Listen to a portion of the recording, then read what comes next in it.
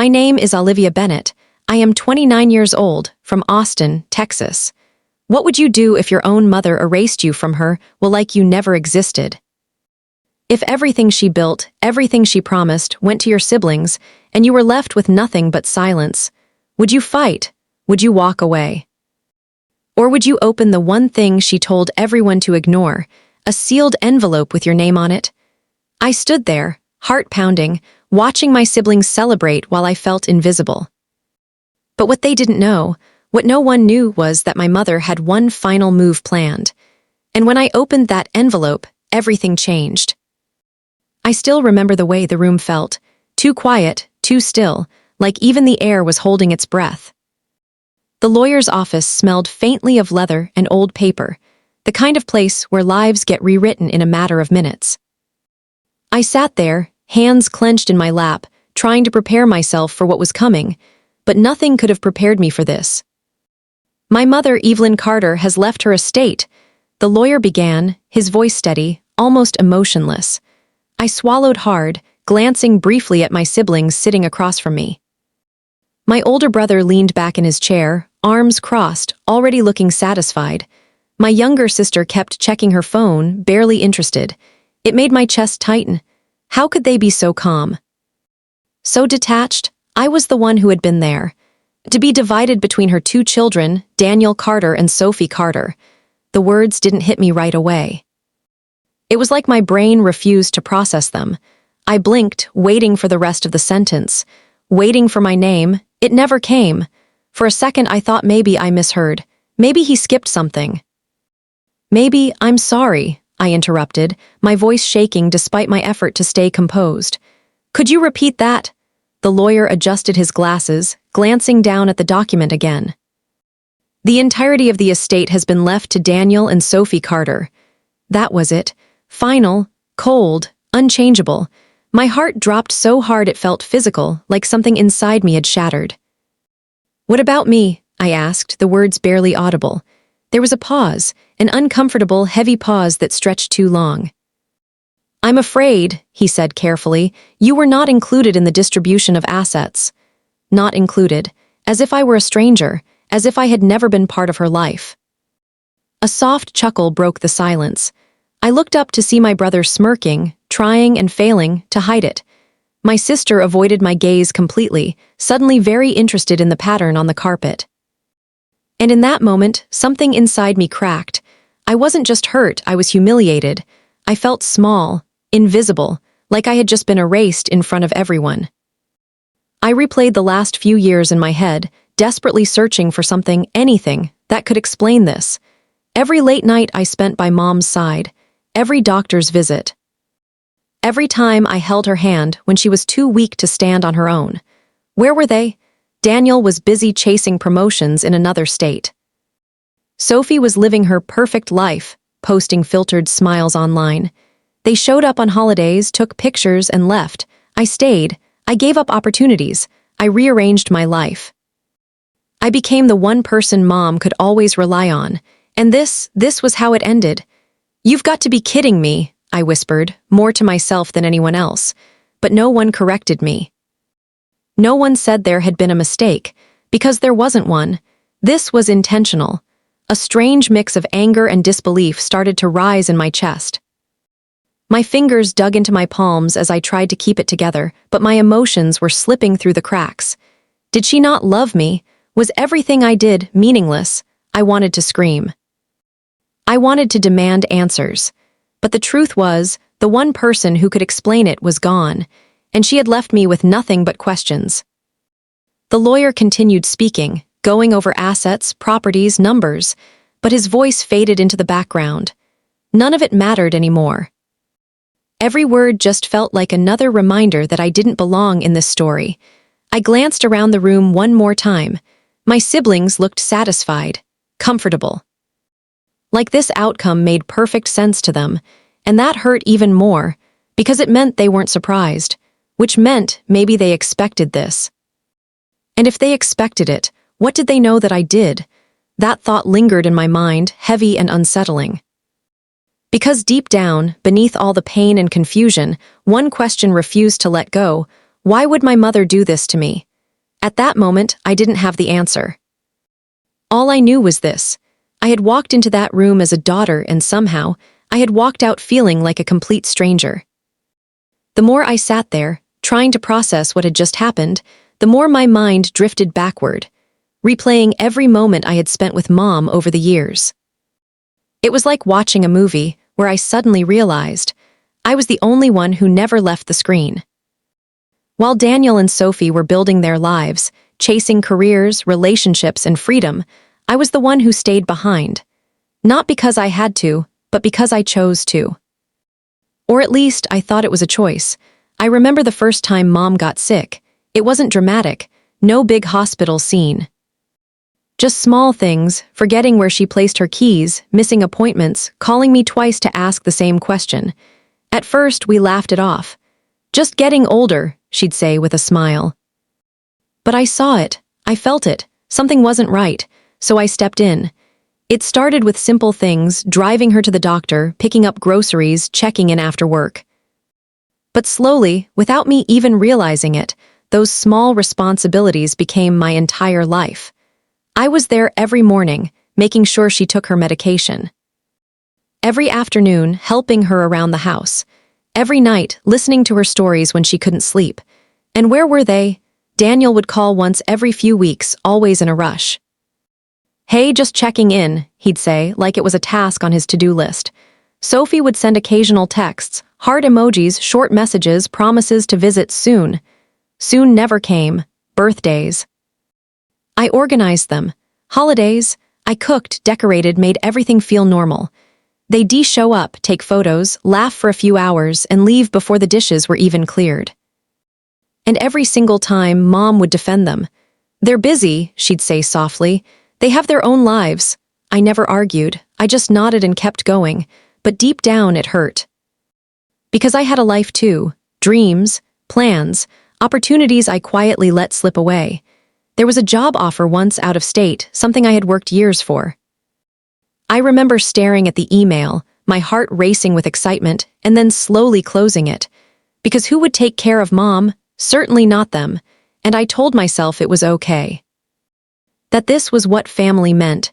You show up, you sacrifice, you stay when no one else does. That's what I believed. That's what kept me going through the hardest nights. Like the time she couldn't remember my name for a full minute. Just stared at me, confused, searching my face like I was a stranger. I smiled through it, even though it felt like my heart was breaking into pieces. Or the nights she'd wake up scared, calling out for help, and I'd rush into her room, holding her hand until she calmed down. Whispering, "I'm here, Mom, I'm right here." I was always there. Not once did I think about what I would get in return. Not once did I expect a reward. Because to me, this wasn't about money or inheritance. It was about love, or at least I thought it was. Sitting in that lawyer's office, hearing that I had been left with nothing, made every single memory feel different. Twisted, questioned, was I just convenient? Was I taken for granted? Or worse, was I invisible the entire time? I glanced at my siblings again, watching them sit there so comfortably, like they had earned this, like they deserved it. And a bitter thought crossed my mind. They got to live their lives freely, while I paused mine. They got the rewards while I carried the responsibility. How was that fair? For the first time, I felt something I had never allowed myself to feel before, resentment. Not just toward them, but toward her. Because no matter how much I tried to justify it, no matter how many excuses I made, this didn't make sense. If love was measured by presence, by sacrifice, by showing up when it mattered most, then why did it feel like I was the only one who lost everything? And that's when a quiet, unsettling realization started to settle in. Maybe the story I believed all these years wasn't the whole truth. Maybe there was something I didn't see. Because there was no way, absolutely no way, that everything I gave meant nothing. Just when I thought the worst was over, that the damage had already been done, something shifted in the room. The lawyer, who had been calmly organizing his papers, suddenly paused.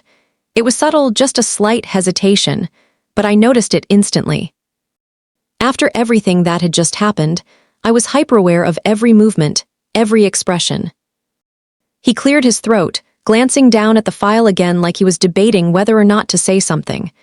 Actually, he began, his voice slower this time, more careful. There is one more item. My head snapped up. One more item. Daniel let out a quiet sigh, clearly annoyed. Can we just wrap this up? He muttered, leaning back in his chair. Sophie didn't even look up this time, still scrolling on her phone like none of this really mattered. But to me, it mattered. Because for the first time since walking into that room, something felt different. The lawyer reached into his briefcase and pulled out a single envelope. It wasn't thick or fancy. Just plain, sealed, slightly worn at the edges, like it had been handled more than once. But what made my breath catch was the name written on it. My name. The room seemed to go silent again, but this time it wasn't heavy. It was tense. Like something unseen had just entered the space. This was left with specific instructions, the lawyer said, holding it carefully. To be given to you personally. To me, not to all of us, just me. I could feel my heartbeat starting to race, loud and uneven in my chest. My fingers twitched slightly as I stared at the envelope, trying to make sense of what I was seeing. If she had nothing to leave me, then what was this? Oh, please, Daniel scoffed, finally sitting forward. What is that, some kind of goodbye letter? Sophie let out a small laugh, shaking her head. Yeah, probably just something sentimental. You know how Mom was. Their voices were light, dismissive, almost amused, like this didn't matter, like I didn't matter, but they were wrong. Because something about this felt intentional, important, I slowly reached out as the lawyer handed me the envelope. The moment it touched my fingers, a strange feeling washed over me, like I was holding something far heavier than paper. My hands were shaking, not just from nerves, but from something deeper. Fear. Hope, confusion, all tangled together. I traced the edge of the seal with my thumb, noticing how carefully it had been closed. This wasn't rushed. This wasn't random. She wanted this to be opened exactly like this at this moment. Go on, Daniel said, crossing his arms again, clearly expecting nothing. Open it. I didn't move. For some reason, I hesitated. Because as long as the envelope stayed closed, there was still uncertainty. But once I opened it, there would be answers, and I wasn't sure I was ready for them. What are you waiting for? Sophie added, her tone slightly impatient now. It's not like it's going to change anything. That sentence hit harder than she probably intended. It's not going to change anything. Was that true, or was this the one thing that would? I took a slow breath, trying to steady myself. My mind was racing, questions piling up faster than I could process them. Why didn't Mom mention this before? Why keep it separate from the will? Why make sure it was only given to me? And most importantly, why did it feel like this envelope held something bigger than everything we had just heard? I looked up briefly, meeting the lawyer's eyes.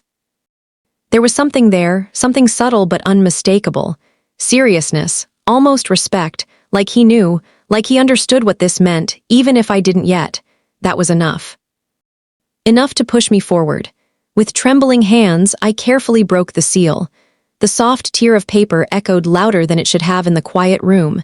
And just like that, there was no going back. Daniel shifted slightly in his seat, curiosity finally replacing his confidence. Sophie lowered her phone for the first time, her eyes fixed on me.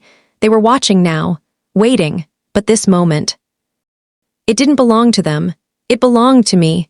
I slowly pulled out the contents, my breath catching as I unfolded the paper inside. And in that exact moment, I felt it. That unmistakable shift. Like the story I thought I understood, was about to change completely. The paper in my hands felt heavier than it should have, like it carried more than just words. My fingers trembled as I unfolded it completely, my eyes scanning the first line.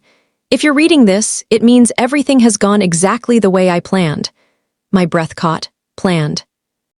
What did that even mean? I kept reading, my heart pounding louder with every word. I know you're hurt, I know you feel betrayed, and for that I'm sorry. But you have to trust me, this was the only way. The only way, a chill ran down my spine. I could feel Daniel and Sophie watching me now, their earlier confidence fading into curiosity, maybe even a little unease. But I couldn't look at them. I couldn't look at anyone. Because in that moment, it felt like it was just me and her voice echoing through those words. You were the only one who stayed, the only one who saw me at my weakest. The only one who loved me without expecting anything in return. My vision blurred. For the first time since walking into that room, I felt seen, truly seen. But that only made the next part hit harder. And that's exactly why I couldn't leave things the way they seemed. My hands tightened around the paper. What was she talking about? Nothing about this made sense. Not yet. Then I turned the page, and everything changed. Attached to the letter were documents, official-looking, stamped, signed, undeniable. At first, I didn't understand what I was looking at. My brain struggled to connect the pieces, but then it clicked. My breath stopped. This wasn't just a letter, this was proof. Proof that years ago, long before her health declined, Mom had quietly made a separate arrangement, one that no one else knew about, a property. Not just any property, but one in a rapidly developing area, now worth more than everything listed in the will combined. And it was in my name, only my name. I felt like the ground beneath me had disappeared. She didn't leave me nothing, she left me everything. But that wasn't even the biggest shock, because beneath those documents was one final page. And that page explained why. I knew they would come back when the time was right, the letter continued. Not for me, but for what I had. My chest tightened. They needed to believe they had won, that they had everything. Because if they knew about this, they would have taken it from you, just like they took everything else without even realizing it. My mind raced, piecing everything together. The distance. The rare visits, the sudden interest near the end. It wasn't just coincidence. She knew, she saw something I didn't want to admit, and she protected me from it. You never asked for anything, she wrote, and that's why you deserve the truth and the future I built for you. Tears slipped down my cheeks before I even realized I was crying. This wasn't just about money. This was about understanding, about recognition, about a love so quiet, so careful, that it hid itself until the very last moment. I slowly lowered the paper, my hands still shaking, but this time not from pain, from realization, from shock, from something deeper, something powerful. The silence in the room was different now. Heavy but no longer crushing. I looked up. Daniel was staring at me, his expression no longer smug, now tense, uncertain. Sophie looked completely lost, like she could feel the shift but didn't understand it. They didn't know yet, but they would. And when they did, everything would change. Because the story they believed, the one where they walked away with everything, was a lie. And I was the only one holding the truth. In that moment, I realized something I hadn't understood before. My mother didn't betray me. She trusted me enough to carry the truth, to see beyond appearances, to understand her final decision. And suddenly, all the pain I felt earlier started to make sense, because this was never about what she left behind in that room. It was about what she made sure I would have, long after everyone else thought the story was over. For a few seconds, I just sat there, frozen. The letter was still in my hands, but my mind had already moved 10 steps ahead, trying to process what this actually meant. My heartbeat, which had been racing uncontrollably just moments ago, suddenly slowed, like everything inside me had shifted into a different kind of awareness. Clarity. I wasn't empty anymore. I wasn't the forgotten child sitting in that chair, wondering where I went wrong. I was the one holding the truth, and they had no idea. Are you going to say something? Daniel's voice cut through the silence, sharper now, less confident. Or are you just going to sit there? I looked up at him slowly, really looked at him. For the first time, I wasn't seeing my older brother, the one who always seemed ahead, always in control. I was seeing someone else. Someone uncertain, someone waiting. Sophie leaned forward slightly, her earlier indifference completely gone. What does it say? She asked, her tone softer, now cautious. It was almost surreal. Just minutes ago, they had everything. And I had nothing. Now, they were the ones searching for answers. I took a deep breath, carefully folding the letter back together, not to hide it, but to hold on to it. To ground myself in what I had just discovered. You really want to know? I asked quietly. Daniel let out a short laugh, but it didn't carry the same confidence as before. Obviously, I nodded slowly. Then, without rushing, I placed the documents on the table between us. At first, they didn't react. They glanced down casually, like they expected nothing important. But then I saw it, that exact moment. The shift. Daniel's eyes narrowed as he leaned in, scanning the page more carefully. Sophie picked up one of the documents, her fingers tightening slightly as she read. And just like that, everything changed. "What is this?" Sophie whispered, her voice barely audible. Daniel didn't answer. He couldn't. His expression said it all: shock, confusion, and something else. Fear. "It's exactly what it looks like," I said calmly, my voice steadier than I expected. They both looked at me now, really looked at me, not with dismissal, not with superiority, but with something entirely different: uncertainty. "That property," Daniel started, his voice slower now, like each word had weight. "This can't be right." "But it is," I replied, silence, thick, heavy, unavoidable. "You're saying," Sophie swallowed hard, glancing between me and the papers, "she gave this to you." I didn't need to answer. They already knew. The room that once felt like it was closing in on me now felt completely different. Open, balanced, like the scales had finally shifted.